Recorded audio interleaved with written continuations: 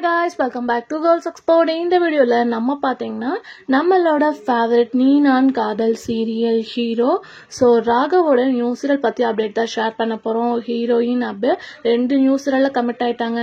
எங்கப்பா ஹீரோ அப்படின்னு சொல்லிட்டு கேட்டுருந்தவங்களுக்கு ஃபைனலா நியூ சீரியல் வந்தாச்சு. இதுல என்ன ஒரு ஸ்பெஷல் அப்படின்னு கேட்கும்போது அந்த நியூ சீரியல் விஜய் டிவில தான் இவங்க பண்ண போறாங்க. ப்ரொடக்ஷன் பார்க்கும்போது குளோபல் வில்லேஜஸ். எஸ்டர்டே ஷூட்டும் ஸ்டார்ட் பண்ணியிருக்காங்க.